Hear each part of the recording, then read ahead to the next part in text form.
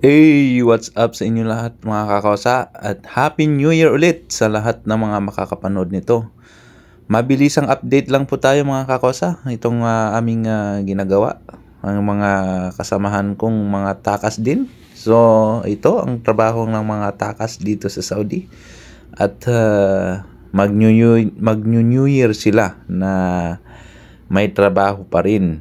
Kaya mga kakosa, ito nga pala yung aming ginagawa na pinapakita ko sa inyo sa mga nakaraang video.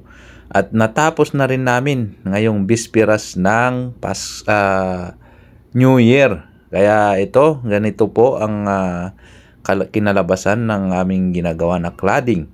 Kaya pasensya na kung hindi ka entertain ang aming video, pero ito nga, ang gaya ng sinasabi ko ay nagbibideo kami dahil ito ay pinapakita lang namin na ganito ang mga tinatrabaho naming mga undocumented. So ganyan, nagsisilikon na kami.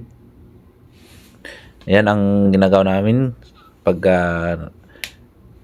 pagsisilikon at pagtanggal ng yung sticker. So, yan nga pala ay sa mga cladding katulad niyan, aluminum cladding, ay may mga iba't ibang kulay. Depende sa nagpapagawa kung anong kulay ang gusto niya. So, yung ginagawa namin ay gray. So, yung iba, pagdating sa mga store, ay minsan green, pula. Sa mga restaurant naman, ganyan, pula. So, depende.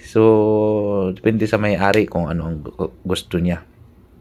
At, yun nga, bago mag-end ang 2023, ay wish ko na sana kaming mga undocumented ay maayos na rin ang aming mga kaso o kaya mga yung papel ng mga kasamahan ko. At sana makauwi na rin ako sa Pilipinas sa awa ng Diyos. Ngayong 2024 ay sana makauwi na rin sa tulong ng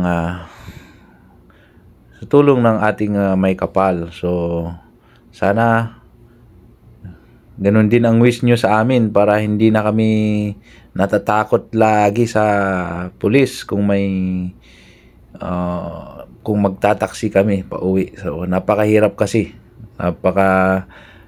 dun titibok ang iyong puso ng mabilis pag may makita kang pulis. Kaya sana nga, gusto ko nang umuwi ng Pilipinas dahil halos 10 years na ako dito sa Saudi, 10 years nang nag-New Year, 10 years na ako nag-Christmas dito sa Saudi Arabia. Kaya ayun na nga, sana at isa pa, sana gumanda-ganda naman ang aming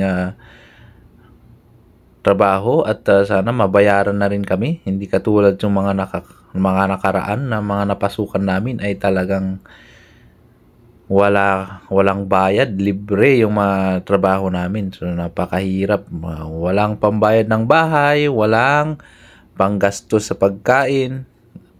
Kaya yun ang disadvantage pag undocumented. So ang pagiging undocumented ko naman po ay hindi po sinasadya, talagang nangyari lang talaga ang hindi inaasahan. Kaya ayan mga kakosa, ganyan po, natapos na namin. So tatanggalin lang namin yung mga sticker at yun, tapusin lang yung silicone. At yan, lilipat na kami doon ulit sa taas. So magbagong taon na kami doon sa taas ulit na magkumpisa.